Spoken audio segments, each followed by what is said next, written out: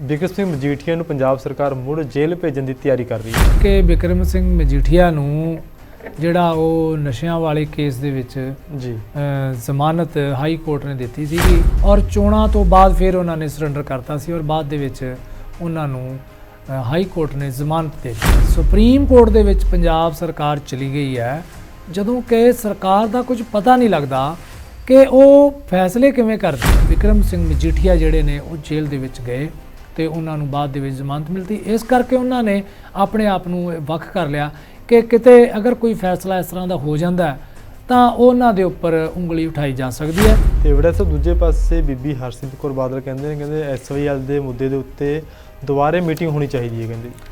ਸੋ meeting ਦੇ ਵਿੱਚ ਹਰਸਿਮਰਤ ਕੌਰ ਬਾਦਲ ਜੋ ਕਿ ਅਕਾਲੀ ਦਲ ਦੇ ਮੈਂਬਰ ਪਾਰਲੀਮੈਂਟ ਨੇ ਬਠਿੰਡੇ ਤੋਂ, ਉਹ ਉੱਥੇ ਸ਼ਾਮਲ ਹੋਏ।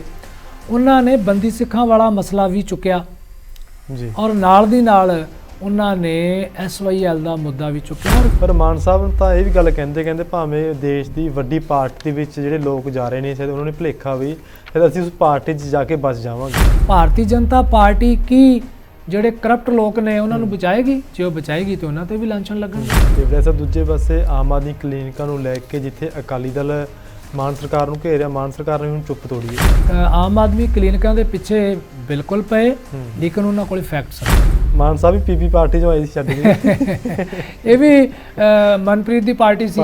ਹਾਂਜੀ, ਸੋ ਕਿਵੇਂ ਤੁਸੀਂ ਕਹਿ ਸਕਦੇ ਹੋ, ਇਹ ਕਲੇਮ ਕਰ ਸਕਦੇ ਹੋ ਕਿ ਇਹਦੇ ਪਾਰਟੀਆਂ ਰਾਜਨੀਤਿਕ ਪਾਰਟੀਆਂ ਬਿਨਾਂ ਦਲ ਬਦਲੀ ਤੋਂ ਜਿਉਂਦੀਆਂ ਰਹਿ ਹੀ ਨਹੀਂ ਸਕਦੀਆਂ। ਸਵਾਲ ਇਹ ਨਾ ਜੇਕਰ ਨਵਜੋਤ ਸਿੰਘ ਸਿੱਧੂ ਨੂੰ ਕਮਾਨ ਆਉਂਦੀ ਹੈ ਤਾਂ ਕਿ ਜਿਹੜੇ ਬਾਕੀ ਰਾਜਾ ਵੜਿੰਗ ਹੋ ਗਏ, ਪ੍ਰਤਾਪ ਸਿੰਘ ਬਾਜਵਾ ਸੀਐਮ ਜਿਹੜੇ ਸਾਬਕਾ ਚੰਨੀ ਨੇ ਜੀ, ਕੀ ਉਹ ਨਾਲ ਚੱਲਣਗੇ?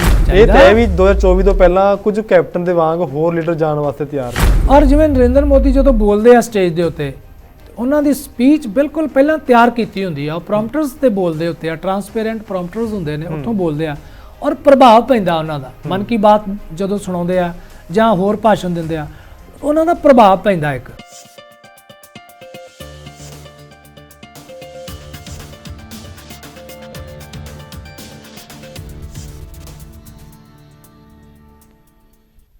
ਸਤਿ ਸ਼੍ਰੀ ਅਕਾਲ ਜੀ, ਤੁਸੀਂ ਵੇਖ ਰਹੇ ਹੋ D5 ਚੈਨਲ ਪੰਜਾਬੀ ਤੇ ਮੈਂ ਹਾਂ ਮਨਦੀਪ ਸਿੰਘ ਵੱਲੋਂ ਉੱਪਰ ਲੈ ਕੇ ਹਾਜ਼ਰ ਹਾਂ ਪ੍ਰੋਗਰਾਮ ਇੱਕ ਮੇਰੀ ਸੁਣੋ। ਇਸ ਪ੍ਰੋਗਰਾਮ ਦੇ ਵਿੱਚ ਅਸੀਂ ਦਿਨ ਭਰ ਦੀਆਂ ਕੁਝ ਵੱਡੀਆਂ ਤੇ ਪ੍ਰਮੁੱਖ ਖਬਰਾਂ ਉੱਤੇ ਚਰਚਾ ਕਰਦੇ ਹਾਂ ਤੇ ਸਾਡੇ ਨਾਲ ਨੇ ਸਾਡੇ D5 ਚੈਨਲ ਪੰਜਾਬੀ ਦੇ ਗਰੁੱਪ ਐਡੀਟਰ ਅਮਰਜੀਤ ਸਿੰਘ ਵੜੈਚ ਜੀ। ਆਓ ਸਭ ਤੋਂ ਪਹਿਲਾਂ ਉਹਨਾਂ ਦਾ ਸਵਾਗਤ ਕਰ ਲਈ। ਵੜੈਚ ਸਾਹਿਬ, ਬਹੁਤ ਸਵਾਗਤ ਜੀ। ਬਹੁਤ ਬਹੁਤ ਸ਼ੁਕਰੀਆ ਜੀ ਮਨਦੀਪ ਜੀ, ਤੁਹਾਡਾ ਵੀ, ਦਰਸ਼ਕਾਂ ਦਾ ਵੀ ਜੀ, ਤੇ ਦਰਸ਼ਕਾਂ ਨੂੰ ਵੀ ਅਸੀਂ ਜੀ ਆਇਆਂ ਕਹੀਏ। ਬਿਲਕੁਲ ਜੀ ਜੀ। ਤੇ ਵੜੈਚ ਸਾਹਿਬ, ਬਿਕਰਮ ਸਿੰਘ ਮਜੀਠੀਆ ਨੂੰ ਪੰਜਾਬ ਸਰਕਾਰ ਮੁੜ ਜੇਲ੍ਹ ਭੇਜਣ ਦੀ ਤਿਆਰੀ ਕਰ ਰਹੀ ਹੈ ਜੀ।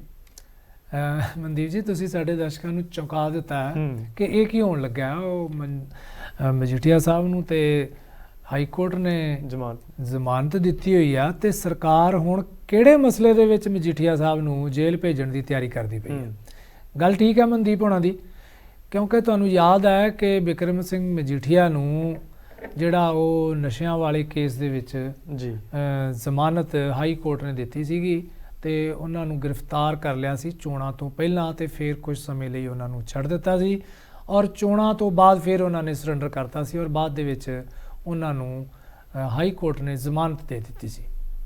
ਇਹ ਗੱਲ ਬਿਲਕੁਲ ਠੀਕ ਹੈ, ਪਰ ਹੁਣ ਸਰਕਾਰ ਸੁਪਰੀਮ ਕੋਰਟ ਦੇ ਵਿੱਚ ਪੰਜਾਬ ਸਰਕਾਰ ਚਲੀ ਗਈ ਹੈ ਜਦੋਂ ਕਿ ਸਰਕਾਰ ਦਾ ਕੁਝ ਪਤਾ ਨਹੀਂ ਲੱਗਦਾ ਕਿ ਉਹ ਫੈਸਲੇ ਕਿਵੇਂ ਕਰਦੀ ਹੈ। ਤੁਸੀਂ ਵੇਖੋ ਵੀ ਬਿਕਰਮ ਸਿੰਘ ਮਜੀਠੀਆ ਵਾਲੇ ਕੇਸ ਦੇ ਵਿੱਚ ਉਹਨਾਂ ਨੂੰ ਜਾਣਾ ਵੀ ਚਾਹੀਦਾ ਸੀਗਾ ਅਪੀਲ ਕਰਨ ਵਾਸਤੇ, ਤੇ ਉਧਰੋਂ ਜ਼ੀਰਾ ਫੈਕਟਰੀ ਦੇ ਵਿੱਚ ਹਾਈ ਕੋਰਟ ਨੇ ਕਹਿ ਦਿੱਤਾ ਕਿ ਤੁਸੀਂ 20 ਕਰੋੜ ਜਮ੍ਹਾਂ ਕਰਾ ਦਿਓ, ਉਹ ਜਮ੍ਹਾਂ ਕਰਾ ਦੇ। ਉਸ ਮਾਮਲੇ 'ਚ ਗਏ ਨਹੀਂ ਉੱਥੇ। ਹੋਰ ਵੀ ਕੇਸ ਨੇ ਜਿਨ੍ਹਾਂ ਦੇ ਵਿੱਚ ਸੁਪਰੀਮ ਕੋਰਟ ਦੇ ਵਿੱਚ ਨਹੀਂ ਗਈ ਸਰਕਾਰ। ਖੈਰ, ਲੇਕਿਨ ਜਿਹੜੀ ਡਿਵੈਲਪਮੈਂਟ ਉਹ ਇਹ ਹੈ ਕਿ ਸੁਪਰੀਮ ਕੋਰਟ ਦੇ ਵਿੱਚ ਜਦੋਂ ਸੁਣਵਾਈ ਲਈ ਕੇਸ ਆਇਆ ਤਾਂ ਉੱਥੇ ਇੱਕ ਜਸਟਿਸ ਨੇ, ਸੁਪਰੀਮ ਕੋਰਟ ਦੇ ਜੱਜ ਸੂਰਿਆਕਾਂਤ, ਉਹਨਾਂ ਨੇ ਆਪਣੇ ਆਪ ਨੂੰ ਇਸ ਕੇਸ ਨਾਲੋਂ ਵੱਖਰਾ ਕਰ ਲਿਆ ਜੀ। ਉਹਦਾ ਕਾਰਨ ਇਹ ਆ ਕਿ ਜਦੋਂ ਕਿਸੇ ਵੀ ਜੱਜ ਸਾਹਿਬਾਨ ਦੀ ਜੋ ਬੈਂਚ ਵਿੱਚ ਹੋਵੇ ਜਾਂ ਉਹਨਾਂ ਦੇ ਸਾਹਮਣੇ ਕੋਈ ਵੀ ਕੇਸ ਲੱਗਿਆ ਹੋਵੇ, ਜੇਕਰ ਉਸ ਕੇਸ ਨਾਲ ਕੋਈ ਉਹਨਾਂ ਦਾ ਪੁਰਾਣਾ ਨਾਤਾ ਹੋਵੇ ਤੇ ਇਸ ਕਰਕੇ ਉਹ ਜੱਜ ਆਪਣੇ ਆਪ ਨੂੰ ਵੱਖਰਾ ਕਰ ਲੈਂਦੇ ਆ। ਸੋ ਇਸ ਕੇਸ ਦੇ ਵਿੱਚ ਇਹ ਆ ਕਿ ਜਸਟਿਸ ਸੂਰਿਆਕਾਂਤ ਜਦੋਂ ਪੰਜਾਬ ਦੇ ਵਿੱਚ ਹਰਿਆਣਾ ਹਾਈ ਕੋਰਟ ਦੇ ਵਿੱਚ ਸੀਗੇ ਜਸਟਿਸ, ਤਾਂ ਉਦੋਂ ਉਹਨਾਂ ਨੇ ਸਪੈਸ਼ਲ ਟਾਸਕ ਫੋਰਸ ਨਸ਼ਿਆਂ ਤੇ ਬਣਾਉਣ ਵਾਸਤੇ ਜਿਹੜੇ ਆ ਉਹ ਪੰਜਾਬ ਸਰਕਾਰ ਨੂੰ ਕਿਹਾ ਸੀਗਾ ਤੇ ਉਸੇ ਹੀ ਟਾਸਕ ਫੋਰਸ ਤੋਂ ਬਾਅਦ ਵੱਖ-ਵੱਖ ਜਿਹੜੀਆਂ ਨੇ ਉਹ ਕਮੇਟੀਆਂ ਬਣੀਆਂ, ਇਨਕੁਆਇਰੀਆਂ ਪੁਲਿਸ ਨੇ ਕੀਤੀਆਂ ਔਰ ਉਸੇ ਕੇਸ ਦੇ ਵਿੱਚ ਹੀ ਬਿਕਰਮ ਸਿੰਘ ਮਜੀਠੀਆ ਜਿਹੜੇ ਨੇ ਉਹ ਜੇਲ੍ਹ ਦੇ ਵਿੱਚ ਗਏ ਤੇ ਉਹਨਾਂ ਨੂੰ ਬਾਅਦ ਦੇ ਵਿੱਚ ਜ਼ਮਾਨਤ ਮਿਲਦੀ। ਇਸ ਕਰਕੇ ਉਹਨਾਂ ਨੇ ਆਪਣੇ ਆਪ ਨੂੰ ਵੱਖ ਕਰ ਲਿਆ ਕਿ ਕਿਤੇ ਅਗਰ ਕੋਈ ਫੈਸਲਾ ਇਸ ਤਰ੍ਹਾਂ ਦਾ ਹੋ ਜਾਂਦਾ ਤਾਂ ਉਹਨਾਂ ਦੇ ਉੱਪਰ ਉਂਗਲੀ ਉਠਾਈ ਜਾ ਸਕਦੀ ਹੈ। ਸੋ ਇਸ ਤੇ ਹੁਣ ਦੁਬਾਰੇ ਨਵਾਂ ਬੈਂਚ ਜਿਹੜਾ ਉਹ ਬਣਦਾ, ਨਵਾਂ ਜੱਜ ਜਿਹੜਾ ਉਹ ਨਿਯੁਕਤ ਹੁੰਦੇ ਆ, ਉਸ ਤੋਂ ਬਾਅਦ ਜਿਹੜੇ ਇਹਦੇ ਉੱਤੇ ਜਿਹੜੀ ਆ ਉਹ ਸੁਣਵਾਈ ਹੋਏਗੀ ਜੀ। ਤੇ ਬੜਾ ਸਰ ਦੂਜੇ ਪਾਸੇ ਬੀਬੀ ਹਰਸਿਮਰਤ ਕੌਰ ਬਾਦਲ ਕਹਿੰਦੇ ਐਸਵਾਈਐਲ ਦੇ ਮੁੱਦੇ ਦੇ ਉੱਤੇ ਦੁਬਾਰੇ ਮੀਟਿੰਗ ਹੋਣੀ ਚਾਹੀਦੀ ਹੈ। ਕਹਿੰਦੇ ਦੇਖੋ ਅੱਜ ਸਰਵ ਪਾਰਟੀ ਮੀਟਿੰਗ ਬੁਲਾਈ ਸੀਗੀ ਕੇਂਦਰ ਸਰਕਾਰ ਨੇ, ਕਿਉਂਕਿ ਬਜਟ ਸੈਸ਼ਨ ਕੱਲ ਤੋਂ ਸ਼ੁਰੂ ਹੋ ਰਿਹਾ ਤੇ ਉਹਦੇ ਵਿੱਚ ਸਰਕਾਰ ਦਾ ਮਤਲਬ ਇਹ ਸੀ ਕਿ ਸਾਰੀਆਂ ਪਾਰਟੀਆਂ ਨਾਲ ਮਨਦੀਪ ਜੀ ਗੱਲਬਾਤ ਕਰ ਲਈ ਜਾਵੇ ਤਾਂ ਕਿ ਬਜਟ ਸੈਸ਼ਨ ਜਿਹੜਾ ਉਹ ਸ਼ਾਂਤੀਪੂਰਵਕ ਲੰਘ ਜਾਵੇ ਕਿਉਂਕਿ ਬਹੁਤ ਸਾਰੇ ਮੁੱਦੇ ਨੇ ਜਿਨ੍ਹਾਂ ਮੁੱਦਿਆਂ ਦੇ ਉੱਤੇ ਚਰਚਾ ਹੋਣੀ ਆ ਔਰ ਹੋ ਸਕਦਾ ਹੈ ਕਿ ਵਾਕਆਊਟ ਵੀ ਹੋਣ। ਤੇ ਸਭ ਤੋਂ ਪਹਿਲਾਂ ਵਾਕਆਊਟ ਤੇ ਅੱਜ ਦੀ ਪਾਰਟੀ ਦੇ ਵਿੱਚੋਂ ਕਾਂਗਰਸ ਨੇ ਕਰ ਦਿੱਤਾ। ਕਾਂਗਰਸ ਪਾਰਟੀ ਸ਼ਾਮਲ ਨਹੀਂ ਹੋਈ ਉਹ ਕਿਉਂਕਿ ਉਹਨਾਂ ਦੇ ਬਹੁਤ ਸਾਰੇ ਲੀਡਰ ਸ਼੍ਰੀਨਗਰ ਪਹੁੰਚੇ ਹੋਏ ਆ, ਪਰ ਲੋਕਲ ਲੀਡਰ ਜਾ ਸਕਦੇ ਸੀ ਸੋ ਉਹ ਨਹੀਂ ਗਏ। ਕਿਉਂਕਿ ਤੁਹਾਨੂੰ ਯਾਦ ਹੈ ਭਾਰਤ ਜੋੜੋ ਯਾਤਰਾ ਦੇ ਦੌਰਾਨ ਕਾਂਗਰਸ ਨੂੰ ਡਰਾਇਆ ਗਿਆ ਸੀ, ਪਾਰਟੀ ਦਾ ਇਹ ਦੋਸ਼ ਲੱਗਿਆ ਕਿ ਕਰੋਨਾ ਦਾ ਡਰ ਪਾਇਆ ਕੇਂਦਰ ਸਰਕਾਰ ਨੇ ਤੇ ਉਸ ਤੋਂ ਬਾਅਦ ਕਰੋਨਾ ਹੁਣ ਖਤਮ ਹੋ ਗਿਆ ਹੋਇਆ। ਇਹ ਮੁੱਦਾ ਵੀ ਕਾਂਗਰਸ ਉਠਾਏਗੀ। ਇਹਦੇ ਨਾਲ ਹੁਣੇ ਸਾਡਾ ਸ਼ੇਅਰ ਬਾਜ਼ਾਰ ਬੜੀ ਬੁਰੀ ਤਰ੍ਹਾਂ ਡਿੱਗਿਆ, ਜਿਹਦੇ ਵਿੱਚ ਇੱਕ ਅਮਰੀਕਾ ਦੀ ਕੰਪਨੀ ਨੇ ਕਹਿ ਦਿੱਤਾ ਕਿ ਸ਼ੇਅਰ ਬਾਜ਼ਾਰ ਦੇ ਵਿੱਚ ਅਡਾਨੀ ਗਰੁੱਪ ਨੇ ਬਹੁਤ ਵੱਡਾ ਜਿਹੜਾ ਉਹ ਕਪਲਾ ਕੀਤਾ ਹੋਇਆ। ਇਹ ਮਸਲਾ ਵੀ ਉੱਠੇਗਾ, ਹੋਰ ਵੀ ਮਸਲੇ ਨੇ ਇਹਦੇ ਵਿੱਚ, ਮਹਿੰਗਾਈ ਦਾ ਮਸਲਾ ਸਭ ਤੋਂ ਵੱਡਾ ਬਣਿਆ ਹੋਇਆ। ਲੇਕਿਨ ਉਸ ਮੀਟਿੰਗ ਦੇ ਵਿੱਚ ਹਰਸਿਮਰਤ ਕੌਰ ਬਾਦਲ ਜੋ ਕਿ ਅਕਾਲੀ ਦਲ ਦੇ ਮੈਂਬਰ ਪਾਰਲੀਮੈਂਟ ਨੇ ਬਠਿੰਡੇ ਤੋਂ, ਉਹ ਉੱਥੇ ਸ਼ਾਮਲ ਹੋਏ। ਉਹਨਾਂ ਨੇ ਬੰਦੀ ਸਿੱਖਾਂ ਵਾਲਾ ਮਸਲਾ ਵੀ ਚੁੱਕਿਆ ਜੀ ਔਰ ਨਾਲ ਦੀ ਨਾਲ ਉਹਨਾਂ ਨੇ ਐਸਵਾਈਐਲ ਦਾ ਮੁੱਦਾ ਵੀ ਚੁੱਕਿਆ ਔਰ ਚੁੱਕਣਾ ਵੀ ਬਣਦਾ ਹੈ ਕਿ ਇਹਨਾਂ ਮੁੱਦਿਆਂ ਦੇ ਉੱਤੇ ਵੀ ਗੱਲ ਹੋਣੀ ਚਾਹੀਦੀ ਆ, ਸੈਸ਼ਨ ਦੇ ਦੌਰਾਨ ਬਹਿਸ ਹੋਣੀ ਚਾਹੀਦੀ ਆ ਔਰ ਉਹਨਾਂ ਕਿਹਾ ਇਸ ਤੇ ਦੁਬਾਰਾ ਗੱਲਬਾਤ ਹੋਣੀ ਚਾਹੀਦੀ ਆ ਕਿਉਂਕਿ ਮਸਲਾ ਇਹਨਾਂ ਜਿਹੜਾ ਉਲਝ ਗਿਆ ਹੋਇਆ। ਚੰਗੀ ਗੱਲ ਹੈ ਪੰਜਾਬ ਦੇ ਜਿਹੜੇ ਮੈਂਬਰ ਪਾਰਲੀਮੈਂਟਸ ਨੇ ਉਹਨਾਂ ਨੂੰ, ਚਾਹੇ ਉਹ ਲੋਕ ਸਭਾ 'ਚ ਹੋਣ ਚਾਹੇ ਉਹ ਰਾਜ ਸਭਾ 'ਚ ਹੋਣ, ਉਹਨਾਂ ਨੂੰ ਪੰਜਾਬ ਦੇ ਮੁੱਦਿਆਂ ਨੂੰ ਲਗਾਤਾਰ ਚੁੱਕਦੇ ਰਹਿਣਾ ਚਾਹੀਦਾ, ਜਿਹਦੇ ਨਾਲ ਕੁਝ ਗਲਤਫਹਿਮੀਆਂ ਜਿਹੜੀਆਂ ਦੂਸਰੇ ਸੂਬਿਆਂ ਦੇ ਵਿੱਚ ਪੰਜਾਬ ਪ੍ਰਤੀ ਗਈਆਂ ਹੋਈਆਂ ਨੇ ਉਹ ਦੂਰ ਹੋਣਗੀਆਂ। ਕਿਉਂਕਿ ਜਦੋਂ ਵਾਰ-ਵਾਰ ਮੈਂਬਰ ਪਾਰਲੀਮੈਂਟ ਉੱਥੇ ਗੱਲ ਕਰਦੇ ਆ ਤਾਂ ਉਹਦੇ ਉੱਤੇ ਖਬਰਾਂ ਵੀ ਲੱਗਦੀਆਂ ਨੇ, ਨੈਸ਼ਨਲ ਮੀਡੀਆ ਵੀ ਗੱਲ ਕਰਦਾ ਹੈ, ਤਾਂ ਇਹ ਗੱਲ ਤੁਰਦੀ ਹੈ ਕਿ ਪੰਜਾਬ ਦੇ ਨਾਲ ਪਿਛਲੇ ਲੰਮੇ ਸਮੇਂ ਤੋਂ ਧੱਕਾ ਹੋ ਰਿਹਾ। ਇਹ ਉਹਨਾਂ ਦਾ ਚੰਗੀ ਪਹਿਲ ਹੈ, ਬਸ਼ਰਤੇ ਕਿ ਉਹ ਇਸ ਦੇ ਉੱਤੇ ਆਉਣ ਵਾਲੇ ਦਿਨਾਂ ਦੇ ਵਿੱਚ ਆਪਣਾ ਸਟੈਂਡ ਕਾਇਮ ਰੱਖਣ ਔਰ ਲੋਕ ਸਭਾ ਦੀ ਜਦੋਂ ਸੈਸ਼ਨ ਸ਼ੁਰੂ ਹੋਣਾ ਉਦੋਂ ਵੀ ਇਸ ਦੇ ਉੱਤੇ ਸਵਾਲ ਲਿਆਉਣ ਤਾਂ ਕਿ ਬਹਿਸ ਕੀਤੀ ਜਾ ਸਕੇ ਜੀ। ਤੇ ਬੜਾ ਸਰ ਦੂਜੇ ਪਾਸੇ ਵਿਜੀਲੈਂਸ ਦੇ ਵੱਲੋਂ ਲਗਾਤਾਰ ਕਾਂਗਰਸੀਆਂ ਦੇ ਉੱਤੇ ਕਾਰਵਾਈ ਕੀਤੀ ਜਾ ਰਹੀ, ਕਹਿੰਦੇ ਇੱਕ ਵਿਧਾਇਕ ਹੋਰ ਸੱਦ ਲਿਆ ਜੀ। ਹਾਂ, ਫਰੀਦਕੋਟ ਤੋਂ ਸਾਬਕਾ ਵਿਧਾਇਕ ਨੇ ਕੁਸ਼ਲਦੀਪ ਢਿੱਲੋਂ, ਜਿਹਨੂੰ ਕਿੱਕੀ ਢਿੱਲੋਂ ਵੀ ਕਹਿੰਦੇ ਆ, ਬਿਲਕੁਲ ਉਹ ਬਿਜ਼ਨਸਮੈਨ ਨੇ। ਵੈਸੇ ਉਹਨਾਂ ਨੇ ਤੇ ਕਿਹਾ ਕਿ ਮੇਰਾ ਬਿਜ਼ਨਸ ਹੈ ਤੇ ਮੈਂ ਕਹਿੰਦੇ ਸਾਰਾ ਕੰਮ ਆਨਲਾਈਨ ਰਿਕਾਰਡ ਜਿਹੜਾ ਸਾਰਾ ਉਹ ਨੈਟ ਦੇ ਉੱਤੇ ਚੜਾਇਆ ਹੋਇਆ, ਮੈਂ ਕੋਈ ਗਲਤ ਨਹੀਂ ਕਰਦਾ ਜੀ। ਤੇ ਇਸ ਤੋਂ ਪਹਿਲਾਂ ਵਿਜੀਲੈਂਸ ਵਿਭਾਗ ਹੈ ਜਿਹੜਾ ਉਹ ਆਪਣੇ ਲੈਵਲ ਤੇ ਉਹਨਾਂ ਦੀਆਂ ਇਨਕੁਆਇਰੀਆਂ ਕਰਦਾ ਰਿਹਾ। ਹੁਣ ਉਹਨਾਂ ਨੇ ਆਪਣੇ ਉੱਥੇ ਦਫ਼ਤਰ ਦੇ ਵਿੱਚ ਬੁਲਾਇਆ ਸਵਾਲ ਜਵਾਬ ਕਰਨ ਵਾਸਤੇ ਤੇ ਉਹ ਗਏ ਵੀ ਆ। ਬਿਲਕੁਲ ਕੁਝ ਦੇਰ ਗੱਲਬਾਤ ਵੀ ਹੋਈ ਹੈ, ਉਹਨਾਂ ਤੋਂ ਪੁੱਛ ਪੜਤਾਲ ਵੀ ਹੋਈ ਹੈ। ਮਸਲਾ ਇਹ ਹੈ ਕਿ ਵਿਜੀਲੈਂਸ ਜਿਹੜਾ ਵਿਭਾਗ ਹੈ ਉਹ ਬਹੁਤ ਸਾਰੇ ਸਾਡੇ ਲੀਡਰਾਂ ਦੇ ਸਾਬਕਾ ਮੰਤਰੀ ਵੀ ਨੇ, ਸਾਬਕਾ ਐਮਐਲਏ ਵੀ ਨੇ ਤੇ ਸਾਬਕਾ ਅਫਸਰ ਵੀ ਨੇ, ਕਈ ਮੌਜੂਦਾ ਵੀ ਅਫਸਰ ਹੈਗੇ ਆ।